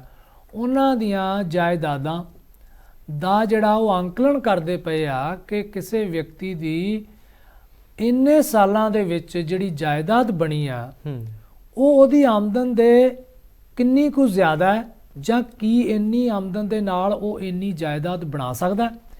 ਇਹਨੂੰ ਕਹਿੰਦੇ ਆ ਕਿ ਜਿਹੜੀ ਜਾਇਦਾਦ ਆਮਦਨ ਤੋਂ ਵੱਧ ਜਾਇਦਾਦ ਜਿਹੜੀ ਬਣਾਈ ਹੋਈ ਹੈ। ਸੋ ਇਹਨਾਂ ਦਾ ਕੇਸ ਵੀ ਉਹੀ ਹੈ। ਇਹਦੇ ਨਾਲ ਮਨਦੀਪ ਜੀ ਅੱਜ ਜਿਹੜੇ ਸਾਬਕਾ ਡਿਪਟੀ ਸੀਐਮ ਸੀ ਕਾਂਗਰਸ ਵੇਲੇ ਓਪੀ ਸੋਨੀ, ਉਹਨਾਂ ਤੇ ਵੀ ਵਿਜੀਲੈਂਸ ਨੇ ਜਿਹੜਾ ਉਹ ਸ਼ਿਕੰਜਾ ਕੱਸਿਆ ਹੋਇਆ। ਇਸ ਤੋਂ ਇਲਾਵਾ ਅਕਾਲੀ ਦਲ ਦੇ ਸ਼ਰਨਜੀਤ ਢਿੱਲੋਂ ਹੈ, ਉਹਨਾਂ ਤੇ ਵੀ ਕੱਸਿਆ ਹੋਇਆ। ਸਾਬਕਾ ਆਈਏਐਸ ਅਫਸਰ ਹੈ, ਉਹਨਾਂ ਤੇ ਵੀ ਹੈ। ਜਨਵੇਜਾ ਸਿੰਘ ਜੌਲ ਤੇ ਵੀ ਹੈ। ਹਾਂਜੀ, ਸੋ ਇਸ ਕਰਕੇ ਕਈ ਲੋਕ ਫਸੇ ਹੋਏ। ਔਰ ਅੱਜ ਅੰਮ੍ਰਿਤਸਰ ਦੇ ਵਿੱਚ ਓਪੀ ਸੋਨੀ ਹੋਣਾ ਦੇ ਫਾਰਮ ਹਾਊਸ ਦੇ ਉੱਤੇ ਵੀ ਵਿਜੀਲੈਂਸ ਨੇ ਜਿਹੜੀ ਹੈ ਉਹ ਕਾਰਵਾਈ ਕੀਤੀ ਹੈ। ਹੂੰ। ਉਹ ਡਿਟੇਲ ਸਾਡੇ ਕੋਲੇ ਆ ਜਾਊਗੀ, ਹਾਲੇ ਉਹ ਤੁਸੀਂ ਸਾਡੇ ਨਾਲ ਲਗਾਤਾਰ ਜੁੜੇ ਰਹੋ, ਤੁਹਾਨੂੰ ਦੱਸਾਂਗੇ। ਪਰ ਇੱਕ ਗੱਲ ਹੈ ਕਿ ਮਾਨ ਸਰਕਾਰ ਨੇ ਜਿਹੜਾ ਵਾਅਦਾ ਕੀਤਾ ਸੀ ਕਿ ਅਸੀਂ ਕਰਪਸ਼ਨ ਖਤਮ ਕਰਨੀ ਆ, ਉਸ ਲੜੀ ਦੇ ਵਿੱਚ ਇਹ ਕੰਮ ਚੱਲ ਰਿਹਾ ਹੈ। ਪਰ ਹਮੇਸ਼ਾ ਸਵਾਲ ਅਸੀਂ ਕਰਦੇ ਰਹਾਂਗੇ, ਲੋਕ ਵੀ ਕਰਦੇ ਰਹਿਣਗੇ ਕਿ ਅਗਰ ਇਹ ਕੰਮ ਸ਼ੁਰੂ ਕੀਤਾ ਹੈ ਤਾਂ ਇਹਨੂੰ ਅੰਜਾਮ ਤੱਕ ਵੀ ਪਹੁੰਚਾਉਣਾ ਬੜਾ ਜ਼ਰੂਰੀ ਹੈ। ਇਹ ਨਹੀਂ ਕਿ ਅੱਧ ਵਿਚਾਲੇ ਹੀ ਛੱਡ ਦਿਓ। ਇੱਕ ਵਾਰੀ ਜ਼ੋਰ ਪਾ ਕੇ ਵਿਜੀਲੈਂਸ ਦੀਆਂ ਇਨਕੁਆਇਰੀਆਂ ਕਰਾ ਕੇ ਕੇਸ ਦਰਜ ਹੋ ਗਏ ਤੇ ਉਸ ਤੋਂ ਬਾਅਦ ਅਦਾਲਤਾਂ ਦੇ ਚੱਕਰ ਹੀ ਰਹਿ ਜਾਣ, ਕਦੇ ਪੇਸ਼ੀ ਨਹੀਂ ਕੀਤੀ, ਕਦੇ ਕੋਈ ਰਿਕਾਰਡ ਨਹੀਂ ਪੇਸ਼ ਕੀਤਾ, ਕਦੇ ਕੋਈ ਬਹਾਨਾ ਬਣਾ ਕੇ 5 ਸਾਲ ਲੰਘ ਜਾਣ ਤੇ ਅਦਾਲਤਾਂ ਦਾ ਟਾਈਮ ਵੀ ਖਰਾਬ ਹੋਵੇ ਤੇ ਲੋਕਾਂ ਦੇ ਵੀ ਟਾਈਮ ਖਰਾਬ ਹੋਵੇ। ਲੋਕ ਰਿਜ਼ਲਟ ਚਾਹੁੰਣਗੇ। ਜਿਵੇਂ ਮਾਨ ਸਰਕਾਰ ਕਹਿੰਦੀ ਆ ਕਿ ਅਸੀਂ ਆਪਣੀਆਂ ਗਰੰਟੀਆਂ ਪੂਰੀਆਂ ਸ਼ੁਰੂ ਕਰ ਦਿੱਤੀਆਂ, ਜਿਵੇਂ ਉਹਨਾਂ ਨੇ ਆਉਂਦਿਆਂ ਕਿਹਾ ਕਿ ਲਓ ਜੀ ਪਿਛਲੇ ਸਾਲ ਤੁਹਾਡੇ 300 ਯੂਨਿਟ ਪ੍ਰਤੀ ਮਹੀਨਾ ਮਾਫ, ਸਾਹਮਣੇ ਆ ਗਿਆ, ਸਾਹਮਣੇ ਲੋਕਾਂ ਦੇ। ਦੇਖੋ ਇਸ ਸਰਦੀਆਂ ਦੇ ਵਿੱਚ 90% ਤੋਂ ਵੱਧ ਲੋਕਾਂ ਦੇ ਜਿਹੜੇ ਬਿੱਲ ਜ਼ੀਰੋ ਆ ਗਏ ਆ। ਤੇ ਹੁਣ ਕਈ ਲੋਕ ਲੜਨ ਲੱਗ ਪਏ, ਯਾਰ ਸਾਡੇ ਵੀ ਬਿਜਲੀ ਤਾਂ ਤੁਹਾਡੇ ਵਰਗੀ ਚੱਲਦੀ ਆ ਤੇ ਸਾਡੇ ਨਹੀਂ ਬਿੱਲ ਜ਼ੀਰੋ ਆ ਰਿਹਾ, ਸਾਡੇ ਕਿਉਂ ਨਹੀਂ ਆ ਰਿਹਾ। ਮਤਲਬ ਇਹ ਇੱਕ ਸਵਾਦ ਪਾ ਦਿੱਤਾ ਉਹਨਾਂ ਨੇ। ਸੋ ਪਹਿਲੀ ਗਰੰਟੀ ਪੂਰੀ ਕਰ ਦਿੱਤੀ ਆ, ਪਰ ਬਾਕੀ ਗਰੰਟੀਆਂ ਵੀ ਪੂਰੀਆਂ ਕਰਨੀਆਂ ਨੇ, ਉਹ ਬੜੀਆਂ ਨੇ ਹਾਲੇ ਹੋਰ ਗਰੰਟੀਆਂ। ਇਹ ਨਾ ਹੋਵੇ ਕਿ ਉਹਨਾਂ ਨੂੰ ਜਿਹੜਾ ਉਹ ਦਰਕਿਨਾਰ ਹੋ ਜਾਵੇ ਤੇ ਮਸਲੇ ਜਿਹੜੇ ਆ ਹੋਰ ਸਾਹਮਣੇ ਆ ਜਾਣ। ਕਰਪਸ਼ਨ ਨਾ ਅਕਾਲੀ ਦਲ ਕਹਿਣਗੇ, ਨਾ ਕਾਂਗਰਸ ਕਹੇਗੀ, ਨਾ ਭਾਰਤੀ ਜਨਤਾ ਪਾਰਟੀ ਕਹੇਗੀ ਕਿ ਕਰਪਸ਼ਨ ਹੋਣੀ ਚਾਹੀਦੀ ਆ। ਲੇਕਿਨ ਜਿਹੜੇ ਲੋਕੀ ਫਸ ਜਾਂਦੇ ਆ ਜਦੋਂ, ਫਿਰ ਉਹ ਹੱਥ ਪੈਰ ਮਾਰਦੇ ਆ ਕਿ ਕਿਸੇ ਢੰਗ ਨਾਲ ਬਚਿਆ ਜਾਵੇ। ਜਿਵੇਂ ਪਿਛਲੇ ਸਮੇਂ ਦੇ ਵਿੱਚ ਕਾਂਗਰਸ ਪਾਰਟੀ ਦੇ ਲੀਡਰਾਂ ਦੇ ਉੱਤੇ ਦੋਸ਼ ਲੱਗਿਆ ਕਿ ਉਹ ਜਿਉਂ ਹੀ ਸੱਤਾ ਚੋਂ ਬਾਹਰ ਹੋਈ ਕਾਂਗਰਸ ਤੇ ਉਹਨਾਂ ਦੇ ਲੀਡਰ ਟਪੂਸੀਆਂ ਮਾਰ ਕੇ ਭਾਰਤੀ ਜਨਤਾ ਪਾਰਟੀ 'ਚ ਜਾ ਚਲੇ, ਤਾਂ ਕਿ ਉਹਨਾਂ ਨੂੰ ਪਤਾ ਸੀ ਕਿ ਕੇਂਦਰ ਸਰਕਾਰ ਈਡੀ ਤੋਂ ਬਚਾ ਲੇਗੀ। ਇਹ ਦੋਸ਼ ਨੇ, ਪਰ ਇਹ ਕਿੰਨੇ ਕੁ ਸਾਬਤ ਹੁੰਦੇ ਆ ਜਾਂ ਕਿੰਨੇ ਕੁ ਸੱਚਾਈ ਹੈ ਤਾਂ ਸਮਾਂ ਦੱਸਦੇ ਆ। ਪਰ ਹਾਲੇ ਵੀ ਪਤਾ ਲੱਗਿਆ ਕਿ ਕੁਝ ਹੋਰ ਅਕਾਲੀ ਲੀਡਰ ਤੇ ਕਾਂਗਰਸੀ ਲੀਡਰ ਵੀ ਅੰਗੜਾਈਆਂ ਭਰ ਰਹੇ ਨੇ। ਉਹ ਆਪਣੇ ਸੂਟ ਸਾਟ ਸਵਾਉਣੇ ਸ਼ੁਰੂ ਕਰ ਦਿੱਤੇ ਆ। ਉਹਨਾਂ ਨੇ ਬੀਜੇਪੀ 'ਚ ਜਾਣ ਦੀਆਂ ਹੋਰ ਵੀ ਤਿਆਰੀਆਂ ਨੇ। ਸਾਡੇ ਕੋਲੇ ਇਨਫੋਰਮੇਸ਼ਨ ਆ ਗਈ ਆ, ਪਰ ਅਸੀਂ ਹਾਲੇ ਨਾਂ ਨਹੀਂ ਲੈ ਸਕਦੇ। ਬਿਲਕੁਲ ਜੀ ਜੀ। ਪਰ ਮਾਨ ਸਾਹਿਬ ਤਾਂ ਇਹ ਵੀ ਗੱਲ ਕਹਿੰਦੇ ਭਾਵੇਂ ਦੇਸ਼ ਦੀ ਵੱਡੀ ਪਾਰਟੀ ਦੇ ਵਿੱਚ ਜਿਹੜੇ ਲੋਕ ਜਾ ਰਹੇ ਨੇ, ਸ਼ਾਇਦ ਉਹਨਾਂ ਨੇ ਭੁਲੇਖਾ ਵੀ ਸ਼ਾਇਦ ਅਸੀਂ ਉਸ ਪਾਰਟੀ 'ਚ ਜਾ ਕੇ ਬਚ ਜਾਵਾਂਗੇ। ਕਹਿੰਦਾ ਕਾਰਵਾਈ ਉਹਨਾਂ ਦਾ ਵੀ ਹੋਊਗੀ। ਦੇਖੋ ਇਹ ਗੱਲ ਠੀਕ ਹੈ ਕਿ ਜਦੋਂ ਮਸ਼ੀਨਰੀ ਜਾਂ ਕਾਨੂੰਨ ਆਪਣਾ ਕੰਮ ਕਰਦਾ ਫਿਰ ਵੱਡੀ ਛੋਟੀ ਪਾਰਟੀ ਨਹੀਂ ਹੁੰਦੀ। ਨਾਲੇ ਦੂਸਰੀ ਗੱਲ ਇਹ ਮਨਦੀਪ ਜੀ, ਭਾਰਤੀ ਜਨਤਾ ਪਾਰਟੀ ਕੀ ਜਿਹੜੇ ਕਰਪਟ ਲੋਕ ਨੇ ਉਹਨਾਂ ਨੂੰ ਬਚਾਏਗੀ? ਜੇ ਉਹ ਬਚਾਏਗੀ ਤੇ ਉਹਨਾਂ ਤੇ ਵੀ ਲਾਂਛਨ ਲੱਗਣਗੇ। ਵੈਸੇ ਗੱਲ ਤਾਂ ਇਹ ਵੀ ਹੈ, ਜਦੋਂ ਕੈਪਟਨ ਅਮਰਿੰਦਰ ਸਿੰਘ ਸ਼ਾਮਲ ਹੋਏ ਨਾਲ ਤਾਂ ਕਹਿੰਦੇ ਸੀ ਕੁਝ ਮੰਤਰੀ ਵੱਡੇ ਜਾ ਰਹੇ ਆ, ਪਰ ਬੀਜੇਪੀ ਨੇ ਤਾਂ ਨਹੀਂ ਲਏ, ਕਹਿੰਦੇ ਵੀ ਉਹਨਾਂ ਦੇ ਉੱਤੇ ਵੱਡੇ ਇਲਜ਼ਾਮ ਸੀ ਕਹਿੰਦੇ। ਤੇ ਇਲਜ਼ਾਮ ਤੇ ਕੈਪਟਨ ਅਮਰਿੰਦਰ ਸਿੰਘ ਉੱਤੇ ਵੀ ਬੜੇ ਵੱਡੇ, ਬਲਬੀਰ ਸਿੱਧੂ ਉੱਤੇ ਵੀ ਬਹੁਤ ਵੱਡੇ ਇਲਜ਼ਾਮ ਸੀਗੇ। ਹਾਂਜੀ, ਜਿਹੜੀ ਕੋਵਿਡ ਦੀ ਕਿੱਟ ਸੀਗੀ, ਫਤਿਹ ਕਿੱਟ ਸੀਗੀ, ਉਹਦੇ ਉੱਤੇ ਸੀਗੇ। ਫਿਰ ਟੀਕਿਆਂ ਦੀ ਗੱਲ ਹੈਗੀ ਸੀ, ਇੰਜੈਕਸ਼ਨ ਸੀ ਜਿਹੜੇ ਵੈਕਸੀਨ ਵਾਲੇ, ਉਹਨਾਂ ਦੇ ਬੜੇ ਇਲਜ਼ਾਮ ਸੀਗੇ। ਦਵਾਈਆਂ ਖਰੀਦਣ ਦੇ ਬੜੇ ਵੱਡੇ ਇਲਜ਼ਾਮ ਸੀਗੇ। ਇਹ ਗੱਲ ਨਹੀਂ ਹੈਗੀ, ਗੱਲ ਇਹ ਹੈ ਕਿ ਪਾਰਟੀਆਂ ਦੇ ਦੋ ਚਿਹਰੇ ਹੁੰਦੇ ਆ, ਆਪਣੇ ਲੀਡਰਾਂ ਵਾਸਤੇ ਹੋਰ ਤੇ ਦੂਸਰੀਆਂ ਪਾਰਟੀਆਂ ਵਾਸਤੇ ਹੋਰ। ਇਹ ਸਾਰੇ ਜਾਣਦੇ ਆ ਕਰਪਸ਼ਨ ਵਾਲਿਆਂ ਨੂੰ। ਸਾਡੇ ਕਿੰਨੇ ਦੇਸ਼ ਦੇ ਵਿੱਚ ਕਰਪਸ਼ਨ ਕੇਸ ਹੋਏ ਆ ਜਿਹੜੇ ਸ਼ਰੇਆਮ ਲੋਕੀ ਜਿਹੜੇ ਆ ਫੜੇ ਵੀ ਗਏ ਆ, ਲੇਕਿਨ ਫਿਰ ਵੀ ਉਹ ਮੌਜਾਂ ਕਰਦੇ ਫਿਰਦੇ ਆ। ਇਹ ਸਾਡੇ ਦੇਸ਼ ਦੀ ਜਿਹੜੀ ਬੜੀ ਵੱਡੀ ਬਦਕਿਸਮਤੀ ਹੈ। ਤੇ ਵੈਸੇ ਦੂਜੇ ਪਾਸੇ ਆਮ ਆਦਮੀ ਕਲੀਨਿਕਾਂ ਨੂੰ ਲੈ ਕੇ ਜਿੱਥੇ ਅਕਾਲੀ ਦਲ ਮਾਨ ਸਰਕਾਰ ਨੂੰ ਘੇਰਿਆ, ਮਾਨ ਸਰਕਾਰ ਨੇ ਹੁਣ ਚੁੱਪ ਤੋੜੀ ਹੈ। ਹਾਂ ਬਿਲਕੁਲ, ਚੁੱਪ ਤਾਂ ਤੋੜਨੀ ਸੀ ਉਹਨਾਂ ਨੇ, ਕਿਉਂਕਿ ਕਾਂਗਰਸ ਪਾਰਟੀ ਤੇ ਅਕਾਲੀ ਦਲ ਆਮ ਆਦਮੀ ਕਲੀਨਿਕਾਂ ਦੇ ਪਿੱਛੇ ਬਿਲਕੁਲ ਪਏ, ਲੇਕਿਨ ਉਹਨਾਂ ਕੋਲ ਫੈਕਟਸ ਨੇ। ਆਪਾਂ ਇਹ ਨਹੀਂ ਕਹਿ ਸਕਦੇ ਕਿ ਉਹ ਹੱਥ ਧੋ ਕੇ ਪੈ ਗਏ ਜਾਂ ਉਹਨਾਂ ਕੋਲੇ ਕੋਈ ਤੱਥ ਨਹੀਂ ਹੈਗੇ। ਵਿਕਰਮ ਸਿੰਘ ਮਜੀਠੀਆ ਨੇ ਤੱਥ ਦਿੱਤੇ ਆ, ਬਿਲਕੁਲ ਜੀ, ਬਾਜਵਾ ਨੇ ਤੱਥ ਦਿੱਤੇ ਆ, ਇਸੇ ਤਰ੍ਹਾਂ ਹਰਪ੍ਰੀਤ ਸਾਬਕਾ ਐਮਐਲਏ ਮਲੋਟ ਤੋਂ ਆ, ਉਹਨਾਂ ਨੇ ਤੱਥ ਦਿੱਤੇ ਆ। ਪਟਿਆਲੇ ਦੀ ਖਬਰ ਹੈ, ਰੋਪੜ ਦੀ ਖਬਰ ਹੈ, ਜਿਹੜੀਆਂ ਵੀ। ਲੇਕਿਨ ਗੱਲ ਇਹ ਆ ਕਿ ਇਸ ਲੜਾਈ ਦੇ ਵਿੱਚ ਹੁਣ ਆਮ ਆਦਮੀ ਪਾਰਟੀ ਨੂੰ ਵੀ ਜਿਹੜਾ ਉਹ ਅੱਗੋਂ ਪੈਣਾ ਸੀ। ਜੇ ਉਹ ਜਵਾਬ ਨਾ ਦਿੰਦੇ ਤਾਂ ਜਿਵੇਂ ਉਹਨਾਂ ਨੇ ਕਿਹਾ ਕਿ ਅਕਾਲੀ ਦਲ ਕਹਿੰਦੇ ਆ ਕਿ ਇਹਨਾਂ ਨੇ ਆਮ ਆਦਮੀ ਕਲੀਨਿਕ ਨਾਮ ਰੱਖ ਕੇ ਆਪਣੀ ਪਾਰਟੀ ਦਾ ਜਿਹੜਾ ਉਹ ਪ੍ਰਚਾਰ ਕਰਨਾ ਸ਼ੁਰੂ ਕਰ ਦਿੱਤਾ। ਤੇ ਉਹਨਾਂ ਨੇ ਅੱਜ ਜਦੋਂ ਉੱਥੇ ਮਿਊਨਿਸਪਲ ਭਵਨ ਦੇ ਚੰਡੀਗੜ੍ਹ ਦੇ ਵਿੱਚ ਅੱਜ ਉਹ ਨਿਯੁਕਤੀ ਪੱਤਰ ਵੰਡਣ ਡਏ ਸੀਗੇ PWD ਵਾਲਿਆਂ ਨੂੰ, ਤਾਂ ਉਸ ਵਕਤ ਉਹ ਬੋਲੇ ਬੜੇ ਵਧੀਆ ਢੰਗ ਨਾਲ ਬੋਲੇ ਮਾਨ ਸਾਹਿਬ, ਤੇ ਵਧੀਆ ਢੰਗ ਨਾਲ ਇਸ ਕਰਕੇ ਹਮਲੇ ਕੀਤੇ ਉਹਨਾਂ ਨੇ। ਔਰ ਉਹਨਾਂ ਕਿਹਾ ਵੀ ਜਿਹੜੇ ਐਂਬੂਲੈਂਸਾਂ ਜਿਹੜੀਆਂ ਸੀ, ਪਿੱਛੇ ਵੀ ਗੱਲ ਹੋਈ ਕਿ ਐਂਬੂਲੈਂਸਾਂ ਦੇ ਉੱਤੇ ਪ੍ਰਕਾਸ਼ ਸਿੰਘ ਬਾਦਲ ਦੀਆਂ ਫੋਟੋਆਂ ਲੱਗੀਆਂ ਸੀ। ਬਿਲਕੁਲ ਜੀ। ਤੇ ਉਹ ਕਹਿੰਦੇ ਵੀ ਕੀ ਉਹਨਾਂ ਦੇ ਨਾਂ ਰਜਿਸਟਰੀਆਂ ਥੋੜੀਆਂ ਹੋਈਆਂ ਨੇ ਇਹ। ਹਾਂਜੀ, ਤੇ ਗੱਲ ਇਹ ਹੈ ਕਿ ਰਜਿਸਟਰੀਆਂ ਤੇ ਫਿਰ ਤੁਹਾਡੇ ਨਾਮ ਵੀ ਨਹੀਂ, ਤੁਸੀਂ ਵੀ ਕਿਉਂ ਕਰਾਉਂਦੇ ਫਿਰਦੇ ਹੋ। ਉੱਥੇ ਉਹਨਾਂ ਨੇ ਇੱਕ ਹੋਰ ਗੱਲ ਕਹੀ ਆਪਣਾ ਮਨਦੀਪ ਜੀ, ਉਹ ਕਹਿੰਦੇ ਕਿ ਜਿਹੜੀ ਆਮ ਆਦਮੀ ਪਾਰਟੀ ਆ ਨਾ, ਇਹ ਐਂਟੀ ਕਰਪਸ਼ਨ ਜਿਹੜਾ ਇੰਡੀਆ ਚੋਂ ਨਿਕਲੀ ਆ, ਸਾਫ਼ ਸੁਥਰੇ ਲੋਕਾਂ ਦੀ ਨਿਕਲੀ ਆ, ਗਰੀਬ ਲੋਕਾਂ ਦੀ ਨਿਕਲੀ ਆ। ਤੇ ਉਹ ਕਹਿੰਦੇ ਵੀ ਇਹ ਪਾਰਟੀ ਕੱਢੇ ਛੱਡੇ ਤੇ ਭੱਜੇ ਹੋਏ ਲੀਡਰਾਂ ਦੀ ਨਹੀਂ ਹੈਗੀ। ਇਹ ਗੱਲ ਉਹਨਾਂ ਨੇ ਕਹੀ ਆ, ਬੜੀ ਵਾਰ ਪਹਿਲਾਂ ਵੀ ਕਹੀ ਆ ਮਾਨ ਸਾਹਿਬ ਨੇ, ਵੀ ਕੱਢੇ ਹੋਏ ਲੀਡਰ, ਛੱਡੇ ਹੋਏ ਲੀਡਰ ਤੇ ਭੱਜੇ ਹੋਏ ਲੀਡਰਾਂ ਦੀ ਨਹੀਂ ਹੈਗੀ। ਪਰ ਇੱਥੇ ਮੈਂ ਇੱਕ ਸਵਾਲ ਕਰਦਾ ਕਿ ਪਟਿਆਲੇ ਤੋਂ ਅਜੀਤ ਸਿੰਘ ਕੋਹਲੀ ਅਕਾਲੀ ਦਲ ਛੱਡ ਕੇ ਆਏ, ਛੱਡਿਆਂ ਚ ਆ ਗਏ, ਕੁਝ ਦਿਨ ਪਹਿਲਾਂ ਛੱਡੇ ਜੀ। ਤੇ ਸੁੱਚਾ ਸਿੰਘ ਛੋਟੇ ਪਰ ਉਹ ਅਕਾਲੀ ਦਲ ਚੋਂ ਆਏ ਸੀਗੇ। ਬਿਲਕੁਲ ਜੀ। ਔਰ ਇਹਦੇ ਨਾਲ ਨਾਲ ਪਟਿਆਲੇ ਤੋਂ ਹੀ ਸਨੌਰ ਤੋਂ ਪਿਛਲੀ 2000 ਚੋਣਾਂ ਚ ਹਰਮੇਲ ਸਿੰਘ ਟੌੜਾ ਚੋਣ ਲੜੇ ਸੀ, ਉਹ ਵੀ ਅਕਾਲੀ ਦਲ ਦੇ ਸੀਗੇ। ਤੇ ਕੀ ਮਾਨ ਸਾਹਿਬ ਵੀ ਪੀਪੀ ਪਾਰਟੀ ਚੋਂ ਆਏ ਸੀ? ਹਾਂਜੀ, ਮਾਨ ਸਾਹਿਬ ਵੀ ਪੀਪੀ ਪਾਰਟੀ ਚੋਂ ਆਏ ਸੀ ਛੱਡ ਕੇ। ਇਹ ਵੀ ਮਨਪ੍ਰੀਤ ਦੀ ਪਾਰਟੀ ਸੀ। ਹਾਂਜੀ, ਸੋ ਕਿਵੇਂ ਤੁਸੀਂ ਕਹਿ ਸਕਦੇ ਹੋ, ਇਹ ਕਲੇਮ ਕਰ ਸਕਦੇ ਹੋ ਕਿ ਇਹਦੇ ਪਾਰਟੀਆਂ, ਰਾਜਨੀਤਿਕ ਪਾਰਟੀਆਂ ਬਿਨਾਂ ਦਲ ਬਦਲੀ ਤੋਂ ਜਿਉਂਦੀਆਂ ਰਹਿ ਹੀ ਨਹੀਂ ਸਕਦੀਆਂ। ਬਿਲਕੁਲ। ਤੁਹਾਡੇ ਲੀਡਰ ਚਲੇ ਗਏ ਕਈਆਂ ਪਾਰਟੀਆਂ 'ਚ, ਆਉਣ ਵਾਲੇ ਸਮੇਂ 'ਚ ਤੁਹਾਡੇ ਕੋਲੇ ਵੀ ਆਉਣਗੇ। ਸੋ ਇਹ ਤੁਸੀਂ ਦਰਵਾਜ਼ਾ ਬੰਦ ਨਹੀਂ ਕਰ ਸਕਦੇ ਕਿਸੇ ਵਾਸਤੇ, ਕਿਉਂਕਿ ਲੋਕਤੰਤਰ ਹੈ। ਕਿਸੇ ਲੀਡਰ ਦਾ ਤੁਹਾਡੇ ਨਾਲ ਨਹੀਂ ਬਣਦਾ, ਉਹ ਜਾਊਗਾ। ਕਿਸੇ ਦਾ ਤੁਹਾਨੂੰ ਚੰਗਾ ਲੱਗੂਗਾ, ਉਹ ਆ ਵੀ ਜਾਊਗਾ। ਸੋ ਖੈਰ ਇਹ ਜਿਹੜੀ ਮਸਾਲੇਬਾਜ਼ੀ ਆ ਨਾ, ਇਹ ਚੱਲਦੀ ਰਹਿੰਦੀ ਆ, ਲੋਕੀ ਵੀ ਇਹਦੇ 'ਚ ਸਵਾਦ ਲੈਂਦੇ ਆ। ਪਰ ਇਹ ਆ ਕਿ ਭਗਵੰਤ ਮਾਨ ਉਹਨਾਂ ਨੇ ਕਹਿ ਦਿੱਤਾ ਅੱਜ ਕਿ ਮੇਰੀ ਜਿੰਨੀ ਮਰਜ਼ੀ ਆਲੋਚਨਾ ਕਰ ਲਓ ਤੁਸੀਂ, ਮੈਂ ਕਿਸੇ ਦੀ ਪਰਵਾਹ ਨਹੀਂ ਕਰਦਾ। ਇਹ ਉਹਨਾਂ ਨੇ ਕਹਿ ਦਿੱਤਾ ਕਿ ਮੈਂ ਕਿਸੇ ਦੀ ਪਰਵਾਹ ਨਹੀਂ ਕਰਦਾ।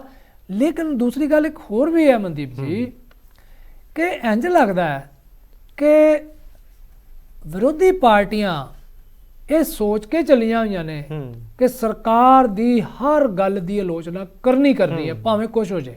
ਉਹਦਾ ਕਾਰਨ ਹੈ ਕਿਉਂਕਿ ਵਿਰੋਧੀ ਪਾਰਟੀਆਂ ਦੀ ਹੋਂਦ ਖਤਮ ਹੋ ਜਾਂਦੀ ਹੈ। ਬਿਲਕੁਲ ਜੀ, ਠੀਕ ਹੈ ਨਾ। ਜਦੋਂ ਉਹ ਆਪ ਸੱਤਾ 'ਚ ਹੁੰਦੇ ਆ, ਉਹਨਾਂ ਨੂੰ ਲੱਗਦਾ ਅਸੀਂ ਸਭ ਕੁਝ ਕਰਦੇ ਠੀਕ ਪਏ ਆ, ਵਿਰੋਧੀ ਗਲਤ ਬੋਲਦੇ ਪਏ ਆ।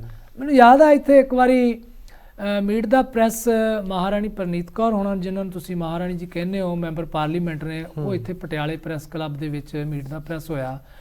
ਤਾਂ ਮੈਂ ਉਹਨਾਂ ਨੂੰ ਇੱਕ ਸਵਾਲ ਪੁੱਛਿਆ ਕਿ ਜਿਹੜੀ ਵੀ ਪਾਰਟੀ ਸੱਤਾ 'ਚੋਂ ਨਿਕਲ ਕੇ ਜਾਂਦੀ ਆ, ਉਹ ਤੇ ਹਮਲਾ ਕਰਨਾ ਹੀ ਕਰਨਾ ਉਹਨੇ, ਸੱਤਾ ਵਾਲੀ ਪਾਰਟੀ। ਪਰ ਜਿਹੜੀ ਸੱਤਾ 'ਚ ਪਾਰਟੀ ਜਿਹੜੀ ਮਰਜ਼ੀ ਆਵੇ, ਚਾਹੇ ਕਾਂਗਰਸ ਤੋਂ ਬਾਅਦ ਅਕਾਲੀ ਹੋਣ, ਚਾਹੇ ਅਕਾਲੀਆਂ ਤੋਂ ਬਾਅਦ ਕਾਂਗਰਸ ਆਵੇ, ਉਹ ਇਹ ਕਹਿੰਦੇ ਆ ਕਿ ਜੀ ਪਿਛਲੀ ਪਾਰਟੀ ਖਜ਼ਾਨਾ ਖਾਲੀ ਕਰ ਗਈ ਹੈ। ਹਰ ਵਾਰੀ ਸੁਣਦੇ ਆ ਰਹੇ, ਅਸੀਂ 75 ਸਾਲਾਂ ਤੋਂ ਸੁਣਦੇ ਆ ਰਹੇ ਹਾਂ। ਤਾਂ ਉਹਨਾਂ ਨੇ ਗੱਲ ਮੰਨੀ ਸੀ ਵੀ ਇੰਜ ਨਹੀਂ ਕਹਿਣਾ ਚਾਹੀਦਾ, ਇਹ ਠੀਕ ਨਹੀਂ ਹੈਗੀ ਗੱਲ ਹੈ। ਸਿਰਫ ਲੋਕਾਂ ਨੂੰ ਐਵੇਂ ਲੋਲੀਪੌਪ ਖਵਾਉਣ ਵਾਸਤੇ ਸਰਕਾਰ ਨੂੰ ਕੰਮ ਕਰਨਾ ਚਾਹੀਦਾ, ਚੰਗੇ ਇਮਾਨਦਾਰੀ ਨਾਲ ਕਰਨਾ ਚਾਹੀਦਾ। ਵਿਰੋਧੀ ਪਾਰਟੀਆਂ ਨੂੰ ਬੜੀ ਨਾ ਕਹਿੰਦੇ ਵੀ ਦਲੀਲ ਦੇ ਨਾਲ ਅਗਰ ਹਮਲਾ ਕਰੇ ਤੇ ਲੋਕ ਬੜੇ ਸਿਆਣੇ ਆ ਗਏ, ਲੋਕਾਂ ਨੂੰ ਵੀ ਪਤਾ ਲੱਗ ਗਿਆ ਹੁਣ ਵੀ ਹਮਲਾ ਹਰ ਗੱਲ ਦੇ ਉੱਤੇ ਹਮਲਾ ਹੀ ਹੋ ਰਿਹਾ। ਠੀਕ ਹੈ, ਜਿੱਥੇ ਤੁਸੀਂ ਫੈਕਟ ਪੇਸ਼ ਕਰਦੇ ਹੋ ਲੋਕੀ ਵੀ ਉਹਨੂੰ ਸਵੀਕਾਰ ਕਰ ਲਣਗੇ, ਪਰ ਇਹ ਨਾ ਹੋਵੇ ਕਿ ਵਿਰੋਧੀ ਪਾਰਟੀ ਜਿਹੜੀ ਆ ਉਹ ਆਪਣਾ ਬੇਸ ਹੀ ਜਿਹੜਾ ਉਹ ਖਤਮ ਕਰ ਲਵੇ। ਮਾਨ ਸਾਹਿਬ ਦਾ ਅਕਾਲੀ ਦਲ ਇਹੀ ਪੁੱਛ ਲਿਆ ਕਹਿੰਦੇ ਪਾਣੀ ਵਾਲੀ ਬੱਸ ਕਿੱਥੇ, ਕਹਿੰਦੇ ਹੁਣ ਇਹ ਬਹੁਤ ਵਾਰੀ ਜਿਹੜੀਆਂ ਇਹ ਗੱਲਾਂ ਹੋ ਚੁੱਕੀਆਂ ਨੇ। ਉਹ ਤਾਂ ਕਹਿੰਦੇ ਕੈਲੀਫੋਰਨੀਆ ਕਿੱਥੇ ਆ, ਤੇ ਇੱਕ ਵਾਰੀ ਤੇ ਉਹ ਕਹਿੰਦੇ ਸੁਖਬੀਰ ਬਾਦਲ ਨੇ ਵੀ ਕਹਿਤਾ ਸੀ ਵੀ ਇਹੋ ਜਿਹੀ ਸੜਕ ਬਣਾ ਦੇਣੀ ਆ ਬੰਬ ਨਾਲ ਜਿਹੜੀ ਆ ਉਹ ਚੰਦਰਮਾ ਤੱਕ ਜਾਊਗੀ ਸਿੱਧੀ। ਹਾਂਜੀ, ਸੋ ਇਹੋ ਜਿਹੀਆਂ ਗੱਲਾਂ ਰਾਜਨੀਤੀ ਦੇ ਵਿੱਚ ਚੱਲਦੀਆਂ ਨੇ, ਥੋੜੇ ਬਹੁਤੇ ਚੁਟਕਲੇ ਚੱਲਦੇ ਆ। ਬਾਦਲ ਸਾਹਿਬ ਦੀ ਸਪੀਚ ਲੋਕੀ ਖੜੇ ਹੋ ਕੇ ਸੁਣਦੇ ਹੁੰਦੇ ਸੀ, ਕਿਉਂਕਿ ਉਹ ਵਿੱਚ ਟੋਟਕੇ ਵੀ ਲਾ ਦਿੰਦੇ ਹੁੰਦੇ ਸੀ, ਬੜੇ ਮਿੱਠੇ ਮਿੱਠੇ ਲਾਉਂਦੇ ਹੁੰਦੇ ਸੀ ਟੋਟਕੇ ਉਹ। ਬਿਲਕੁਲ ਜੀ ਜੀ। ਤੇ ਵੜਿਆ ਸਾਹਿਬ, ਦੂਜੇ ਪਾਸੇ ਰਾਹੁਲ ਗਾਂਧੀ ਦੀ ਅੱਜ ਭਾਰਤ ਜੋੜੋ ਯਾਤਰਾ ਸਮਾਪਤ ਹੋ ਚੁੱਕੀ ਹੈ ਜੀ। ਬਿਲਕੁਲ, ਇੱਕ ਲੰਮੀ ਭਾਰਤ ਜੋੜੋ ਯਾਤਰਾ ਸੀਗੀ ਇਹ, ਔਰ 7 ਸਤੰਬਰ 2022 ਨੂੰ ਜਿਹੜੀ ਹੈ ਕੰਨਿਆ ਕੁਮਾਰੀ ਤੋਂ ਸ਼ੁਰੂ ਹੋਈ। ਇਹਦੇ ਵਿੱਚ ਬੜੇ ਉਤਰਾਅ ਚੜ੍ਹਾਅ ਆਏ, ਇਹਦੇ ਵਿੱਚ ਕਈ ਵਿਵਾਦ ਵੀ ਪੈਦਾ ਹੋਏ। ਔਰ ਖਾਸੀਅਤ ਹੈ ਕਿ ਰਾਹੁਲ ਗਾਂਧੀ ਕਈ ਥਾਵਾਂ ਤੇ ਪੈਦਲ ਵੀ ਚੱਲੇ, ਸਾਡੇ ਕੋਲੋਂ ਤੇ ਪੈਦਲ ਨਹੀਂ ਚੱਲਿਆ ਜਾਂਦਾ, ਉਹਨਾਂ ਨੇ ਪੈਦਲ ਚੱਲ ਕੇ ਵਿਖਾਇਆ ਪੰਜਾਬ 'ਚ ਜਦੋਂ ਚੱਲੇ ਆ। ਤੇ ਉਹ ਬਿਨਾਂ ਸਵੈਟਰ ਤੋਂ, ਬਿਨਾਂ ਕਿਸੇ ਪੁੱਲਓਵਰ ਤੋਂ ਚੱਲੇ, ਅੱਧੀਆਂ ਬਾਵਾਂ ਨਾਲ। ਤੇ ਉਹਨਾਂ ਦਾ ਅਸਰ ਇੰਨਾ ਹੋਇਆ ਕਿ ਪੰਜਾਬ ਦੇ ਜਿਹੜੇ ਪ੍ਰਧਾਨ ਨੇ ਰਾਜਾ ਵੜਿੰਗ, ਉਹਨਾਂ ਨੇ ਵੀ ਅੱਧੀਆਂ ਬਾਹਾਂ ਵਾਲੀ ਪਾ ਲਈ। ਕੋਸ਼ਿਸ਼ ਤਾਂ ਕੀਤੀ ਸੀ। ਹਾਂਜੀ ਕੋਸ਼ਿਸ਼ ਕੀਤੀ ਪਰ ਫਿਰ ਪਾਉਣੀ ਪੈ ਗਈ। ਹਾਂ। ਔਰ ਹੋਰ ਗੱਲ ਦੇਖੋ, ਕਮਾਲ ਦੀ ਗੱਲ ਆ ਕਿ ਰਾਹੁਲ ਗਾਂਧੀ ਨੂੰ ਪੱਗ ਬਣਾ ਦਿੱਤੀ ਇੱਥੇ। ਉਹ ਪੱਗ ਬੰਨ ਕੇ ਦਰਬਾਰ ਸਾਹਿਬ ਵੀ ਗਏ ਤੇ ਉਸੇ ਦੀ ਅਸੀਂ ਕਹਾਂਗੇ ਰਾਹੁਲ ਦੀ ਰੀਸ ਦੇ ਵਿੱਚ ਵੀ ਰਾਜਾ ਵੜਿੰਗ ਨੇ ਵੀ ਪੱਗ ਬੰਨ ਲਈ। ਅੱਗੋਂ ਪਿੱਛੋਂ ਤੇ ਉਹ ਬੰਨਦੇ ਨਹੀਂ ਪੱਗ, ਅਸੀਂ ਕਦੇ ਵੇਖੇ ਨਹੀਂ ਉਹਨਾਂ ਨੂੰ ਪੱਗ ਬੰਨ੍ਹਿਆ। ਬਿਲਕੁਲ। ਸੋ ਵੱਡੇ ਲੀਡਰਾਂ ਦਾ ਅਸਰ ਜਿਹੜਾ ਪੈਂਦਾ, ਔਰ ਇਹ ਅਸਰ ਭਾਜਪਾ ਨੂੰ ਵੀ ਲੱਗਿਆ ਕਿ ਕਿਤੇ ਇਹ ਅਸਰ ਉਹਨਾਂ ਦੀ ਪਾਰਟੀ ਨੂੰ 24 ਦੇ ਵਿੱਚ ਭੁਗਤਣਾ ਨਾ ਪੈ ਜੇ। ਇਸ ਕਰਕੇ ਉਹਨਾਂ ਤੇ ਦੋਸ਼ ਲੱਗਿਆ ਕਿ ਕਰੋਨਾ ਲੈ ਆਂਦਾ ਉਹਨਾਂ ਨੇ। ਕਰੋਨਾ 3 ਮੈਂਬਰ ਪਾਰਲੀਮੈਂਟ ਨੇ ਰਾਜਸਥਾਨ ਤੋਂ ਚਿੱਠੀ ਲਿਖੀ ਕਿ ਕਰੋਨਾ ਆ ਰਿਹਾ। ਉਹਦੇ ਬੇਸ ਤੇ ਉਹਨਾਂ ਨੇ ਕਾਂਗਰਸ ਨੂੰ ਚਿੱਠੀ ਲਿਖਤੀ ਕਿ ਜਿਹੜੀ ਯਾਤਰਾ ਰੋਕੋ। ਉਸ ਤੋਂ ਬਾਅਦ ਖੈਰ ਚਲੋ ਉਹ ਬੜਾ ਵਿਸ਼ਾ ਵਿਵਾਦ ਵਾਲਾ ਬਣਿਆ। ਹੁਣ ਇਹ ਯਾਤਰਾ ਸ਼੍ਰੀਨਗਰ ਦੇ ਵਿੱਚ ਜਾ ਕੇ ਕੱਲ ਸਮਾਪਤ ਹੋ ਗਈ ਸੀ। ਅੱਜ ਰਾਹੁਲ ਗਾਂਧੀ ਨੇ ਉੱਥੇ ਰੈਲੀ ਕੀਤੀ ਹੈ। ਯਾਤਰਾ ਉਹਨਾਂ ਨੇ ਇੱਕ ਦਿਨ ਪਹਿਲਾਂ ਸਮਾਪਤ ਕਰਤੀ। ਉੱਥੇ ਬਹੁਤ ਵੱਡਾ ਕੱਟ ਆਊਟ ਉਹਨਾਂ ਦਾ ਜਿਹੜਾ 75 ਫੁੱਟ ਦਾ ਲਾਇਆ ਗਿਆ। ਉਹਦਾ ਮਤਲਬ ਇਹ ਹੈ, ਉਹਦਾ ਮਤਲਬ ਇਹ ਨਹੀਂ ਕਿ ਸਿਰਫ ਰਾਹੁਲ ਗਾਂਧੀ ਦੀ ਤਸਵੀਰ ਹੈ ਉਹ ਇਕੱਲੀ। ਉਹਦਾ ਮਤਲਬ ਇਹ ਹੈ ਕਿ 2024 ਵਾਸਤੇ ਕਾਂਗਰਸ ਪਾਰਟੀ ਦਾ ਉਮੀਦਵਾਰ ਰਾਹੁਲ ਗਾਂਧੀ ਹੋਏਗਾ। ਉਹਦਾ ਅਰਥ ਇਹ ਹੈ, ਉਹਦਾ ਇਮੇਜ ਵੱਡਾ ਬਣਾਉਣ ਦਾ ਮਤਲਬ ਹੈ ਕਿ ਉਹਨੂੰ ਵੱਡਾ ਕਰਨਾ ਚਾਹ ਰਹੇ ਨੇ ਕਿ ਉਹ ਬਹੁਤ ਵੱਡਾ ਨੇਤਾ ਬਣ ਸਕੇ ਸਾਡਾ। ਦੇਖਦੇ ਹਾਂ ਆਉਣ ਵਾਲੇ ਦਿਨਾਂ ਦੇ ਵਿੱਚ ਕੀ ਹੁੰਦਾ ਕਿ ਕੀ ਇਹ ਆਪਣੀਆਂ 54 ਸੀਟਾਂ ਤੋਂ ਅੱਗੇ ਵਧਦੇ ਆ ਜਾਂ ਇਹਨਾਂ ਨੂੰ ਵੱਡਾ ਚੈਲੰਜ ਹੁੰਦਾ। ਵੈਸੇ ਭਾਰਤੀ ਜਨਤਾ ਪਾਰਟੀ ਨੂੰ ਵੀ ਇਸ ਗੱਲ ਦਾ ਫਿਕਰ ਜ਼ਰੂਰ ਪੈ ਗਿਆ ਹੋਇਆ ਕਿ ਭਾਰਤ ਜੋੜੋ ਯਾਤਰਾ ਦੇ ਨਾਲ ਜਿਹੜਾ ਉਹ ਅਸਰ ਪੈ ਸਕਦਾ, ਕਿਉਂਕਿ ਪੰਜਾਬ ਦੇ ਵਿੱਚ ਵੀ ਨਵਜੋਤ ਸਿੱਧੂ ਹੋਣੀ ਵੀ ਤਿਆਰੀ ਕਰਦੇ ਪਏ ਆ ਬਾਹਰ ਆਉਣ ਦੀ। ਤੇ ਉਹਨਾਂ ਦੇ ਪਤਨੀ ਡਾਕਟਰ ਨਵਜੋਤ ਸਿੱਧੂ ਨੇ ਐਲਾਨ ਕਰ ਦਿੱਤਾ ਕਿ ਅਸੀਂ ਜਿਹੜਾ ਬਹੁਤ ਜਲਦੀ ਪੰਜਾਬ ਜੋੜੋ ਯਾਤਰਾ ਕਰਾਂਗੇ। ਵੈਸੇ ਪੰਜਾਬ ਟੁੱਟਿਆ ਤੇ ਹੈ ਨਹੀਂ, ਇਹਦਾ ਉਹਨਾਂ ਨੂੰ ਸ਼ਬਦ ਬਦਲਨੇ ਪੈਣੇ ਆ। ਪੰਜਾਬ ਜੋੜੋ ਯਾਤਰਾ ਜਿਹੜੀ ਆ ਉਹ ਸ਼ਬਦ ਨਹੀਂ ਬਣਦਾ। ਕਿਤੇ ਨਾ ਕਿਤੇ ਕਾਂਗਰਸ ਤੋਂ ਦੂਰ ਤਾਂ ਨਹੀਂ ਹੋ ਰਹੀ ਨਵਜੋਤ ਸਿੰਘ ਸਿੱਧੂ ਜੇਕਰ ਇਹ ਲਹਿਰ ਚਲਾਉਂਦੇ ਆ, ਕਿਉਂਕਿ ਰਾਹੁਲ ਗਾਂਧੀ ਦੇ ਬਰੋਬਰ ਜੀ। ਤੁਹਾਡਾ ਕੀ ਲੱਗਦਾ ਕਿ ਉਹ ਵੀ ਆਪਣੀ ਨਵੀਂ ਪਾਰਟੀ ਬਣਾਉਣਗੇ? ਹੋ ਸਕਦਾ ਜਿਵੇਂ ਆਵਾਜ਼ ਹੈ ਪੰਜਾਬ 2016 ਦੇ ਵਿੱਚ ਬਣੀ ਸੀ ਕਿ ਉਹ ਵਾਪਸ ਚਲੇ ਜਾਣਗੇ ਭਾਰਤੀ ਜਨਤਾ ਪਾਰਟੀ 'ਚ, ਕਿਉਂਕਿ ਉਧਰੋਂ ਆਏ ਹੋਏ ਨਾ। ਭਰੋਸਾ ਕੋਈ ਨਹੀਂ ਹੁੰਦਾ, ਕਿਉਂਕਿ ਲੀਡਰਾਂ ਦਾ ਕੋਈ ਪਤਾ ਨਹੀਂ ਹੁੰਦਾ, ਘੁੰਮ ਫਿਰਾ ਕੇ ਫਿਰ ਵਾਪਸ ਵੀ ਜਾ ਸਕਦੇ ਆ, ਕਿਉਂਕਿ ਪੰਜਾਬ ਦੇ ਕਈ ਲੀਡਰ ਤਿਆਰੀਆਂ ਵੀ ਕਰਦੇ ਫਿਰਦੇ ਆ। ਖੈਰ ਲੇਕਿਨ ਇੱਕ ਗੱਲ ਆ ਕਿ ਉਹਨਾਂ ਦੇ ਇਸ ਐਲਾਨ ਦੇ ਨਾਲ ਰਾਜਾ ਵੜਿੰਗ ਨੂੰ ਜ਼ਰੂਰ ਫਿਕਰ ਪੈ ਗਿਆ, ਕਿਉਂਕਿ ਪੰਜਾਬ ਦੀ ਕਾਂਗਰਸ ਦੇ ਵਿੱਚ ਨਵਜੋਤ ਸਿੱਧੂ ਦਾ ਜਿਹੜਾ ਹੁਣ ਦਬਦਬਾ ਜਿਹੜਾ ਉਹ ਬਣਨ ਦੇ ਜ਼ਿਆਦਾ ਚਾਂਸ ਹੈ, ਕਿਉਂਕਿ ਕੈਪਟਨ ਅਮਰਿੰਦਰ ਸਿੰਘ ਇੱਥੋਂ ਨਿਕਲ ਗਏ ਹੋਏ, ਸੁਨੀਲ ਜਾਖੜ ਵੀ ਇੱਥੋਂ ਨਿਕਲ ਗਏ ਹੋਏ ਆ, ਵੱਡੇ ਨੇਤਾ ਸੀ। ਹੁਣ ਜਿਹੜੇ ਪਿੱਛੇ ਲੀਡਰ ਰਹਿ ਗਏ ਆ, ਬਾਜਵਾ ਨੂੰ ਉਹਨਾਂ ਨੇ LOP ਬਣਾਇਆ ਹੋਇਆ। ਉਹ ਚਾਹੁੰਦੇ ਆ ਕਿ ਮੈਨੂੰ ਜਿਹੜਾ ਉਹ ਅੱਗੇ ਲਿਆਂਦਾ ਜਾਵੇ, ਮੈਨੂੰ ਪ੍ਰਧਾਨ ਬਣਾਇਆ ਜਾਵੇ। ਪ੍ਰਧਾਨ ਉਹਨਾਂ ਨੂੰ ਨਹੀਂ ਬਣਾਇਆ ਗਿਆ, ਅੱਗੇ ਇੱਕ ਵਾਰੀ ਬਣ ਚੁੱਕੇ ਹੋਏ ਆ।